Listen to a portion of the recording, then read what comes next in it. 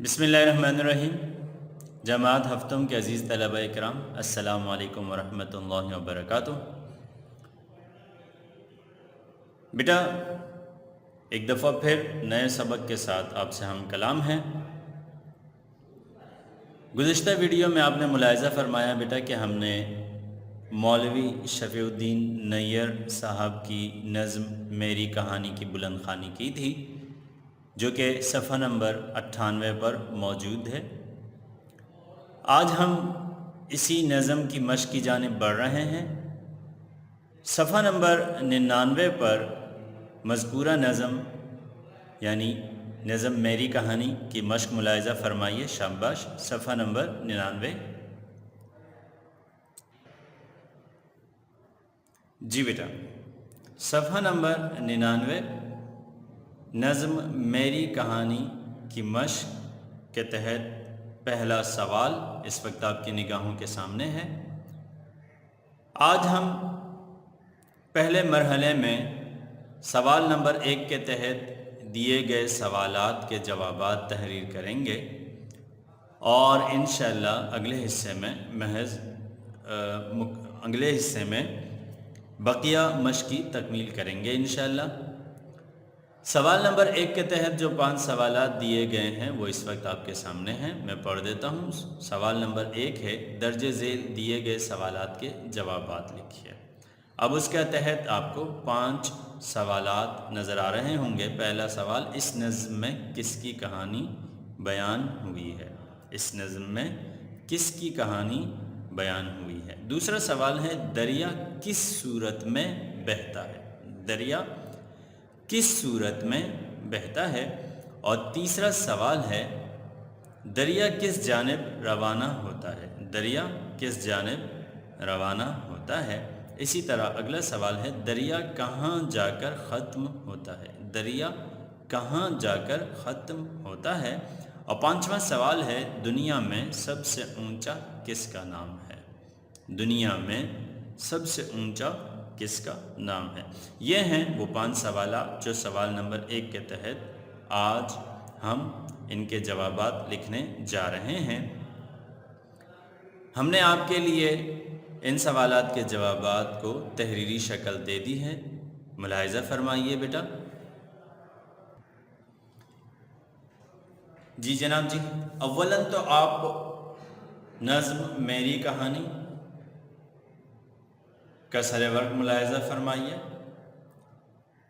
आप देख रहे हैं बेटा, आप इससे मिलता जुलता आप कोई भी सरे वर्क बना सकते हैं। कोशिश कीजिए कि आप ऐसा ही तहरीर कर लें, या इससे खूबसूरत अगर कर सकें तो क्या ही बात है। ठीक है बेटा, अब हम बढ़ते हैं अल्फाज व मानी की जानिब। बेटा, अल्फाज व मानी मुलाहिज़ा फरमाइए।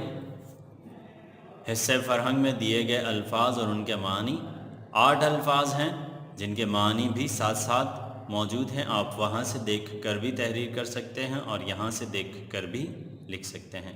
पहला लफ्ज़ है नशेब, इसके बाद तेवरी और उसके बाद मुआविन, कफ़, सुए गार, दहाना, गुज़रगाह और आबशार। ठीक है बेटा, नशेब के माने क्या हैं? जैसे कि मैंने आपको सबक के ज़ेल में भी बताया था, यहाँ भी वाज़ेह है। उतराई को कहा जाता है, पस्ती को कहा जाता है और निचले इलाके को कहा जाता है। ठीक है, ऊपर से नीचे की जानिब को नशेब कहा जाता है। तिवरी माथे को कहा जाता है, पेशानी को कहा जाता है तिवरी। ठीक है बेटा, मुआविन, मुआविन मददगार को कहते हैं, हिमायती को कहते हैं। इसी से लफ्ज़ मुईन भी बना है। कफ़, जैसे कि मैंने आपको बताया था बेटा, कफ़ लफ्ज़ कई मानों में मुस्तअमल है। किताब में लिखा हुआ है कफ़ के माने हैं थूक। ठीक है बेटा, सुए गार, जबकि मैंने आपको बताया था कफ़ नज़म के ज़ेल में ये झाग के माने में है। सुए गार, गार की जानिब, सू कहते हैं जानिब को, दहाना मुँह को कहते हैं, गुज़रगाह सड़क या रास्ते को कहते हैं। इसी तरह आबशार झरने को कहते हैं, यानी वो नदी नाला या दरिया जो ऊपर से नीचे की तरफ गिरता है। ठीक है बेटा, अब बढ़ते हैं मश्क की जानिब। मश्क मैं आपको सवाल नंबर 1 के ज़ेल में 5 सवालात दिए गए हैं, जिनके जवाबात से मैं आपको अभी आशना करता हूँ। جی جناب جی، پہلا سوال، اس نظم میں کس کی کہانی بیان ہوئی ہے؟ اس نظم میں کس کی کہانی بیان ہوئی ہے؟ تو جواب ہے اس نظم میں دریا کی کہانی بیان ہوئی ہے۔ اس نظم میں دریا کی کہانی بیان ہوئی ہے۔ دوسرا سوال ہے، دریا کس صورت میں بہتا ہے؟ دریا کس صورت میں بہتا ہے، یعنی دریا کس شکل میں بہتا ہے؟ اس سوال سے مراد یہ ہے کہ دریا کی مختلف شکلوں کو واضح کیا جائے، دریا کی مختلف شکلوں کو واضح کیا جائے۔ تو جواب ہے جناب، دریا آبشاروں، ندی اور نالوں کی صورت میں بہتا ہے۔ دریا آبشاروں، ندی اور نالوں کی صورت میں بہتا ہے۔ آپ جانتے ہیں بیٹا، جیسا کہ میں نے آپ کو کل بھی بتایا تھا کہ دریا ابتداً چھوٹی چھوٹی ندیاں، چھوٹے چھوٹے نالے جو پہاڑوں سے برف پگھلتی ہے اور پہاڑوں سے پانی آتا ہے، وہ چھوٹی چھوٹی ندیوں کی شکل میں، چھوٹے چھوٹے نالیوں کی شکل میں اور چھوٹی چھوٹی نہروں کی شکل میں وہ پانی آتا ہے اور یکجا ہونے لگتا ہے۔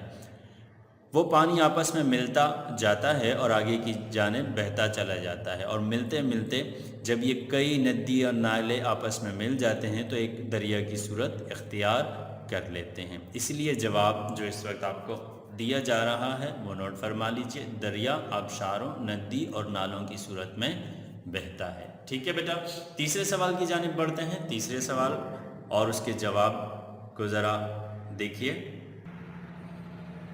جی بیٹا، تیسرا سوال، دریا کس جانب روانہ ہوتا ہے؟ تو اس کا جواب دیکھیے بیٹا، دریا آبشاروں، ندی اور نالوں سے ہوتا ہوا سمندر کی جانب روانہ ہوتا ہے۔ دریا آبشاروں، ندی اور نالوں سے ہوتا ہوا سمندر کی جانب روانہ ہوتا ہے، یعنی ندی اور نالوں سب کو اپنے ساتھ ملاتا ہوا چلتا ہے، اور اختتام اس کا کہاں پر ہوتا ہے؟ سمندر پر جا کر ہوتا ہے، جس کی وضاحت میں نے کل نظم کے ذیل میں بھی خوب اچھی طرح کر دی تھی۔ چوتھا سوال ہے، دریا کہاں جا کر ختم ہوتا ہے؟ تو اس بات کی وضاحت ہو چکی ہے ابھی تیسرے سوال کے ذیل میں بھی، کہ دریا سمندر کے سرے پر دہانہ بنا کر ختم ہوتا ہے۔ دہانہ بنا کر ختم ہوتا ہے، جس طرح کے نظم میں ذکر کیا گیا ہے۔ دراصل آپ جانتے ہیں بیٹا کہ سمندر کے قریب پہنچ کر دریا پھیل جاتا ہے اور ڈیلٹا بناتا ہے۔ کیا بناتا ہے بیٹا؟ ڈیلٹا بناتا ہے، اور وہ زمین میں پھیل جاتا ہے اور پھر آہستہ آہستہ سمندر میں ہی جا کر وہ ضم ہو جاتا ہے، یعنی سمندر میں جا کر فنا ہو جاتا ہے۔ پانچواں سوال ہے، دنیا میں سب سے اونچا کس کا نام ہے؟ دنیا میں سب سے اونچا کس کا نام ہے؟ میرے خیال سے بیٹا آپ بھی اس کا جواب خوب اچھی طرح جانتے ہیں کہ دنیا میں سب سے اونچا کس کا نام ہے۔ سبحان ربی الاعلی اور سبحان ربی العظیم۔ پاک ہے میرا رب جو سب سے اعلیٰ، سب سے برتر، سب سے اونچا، سب سے عظیم ہے۔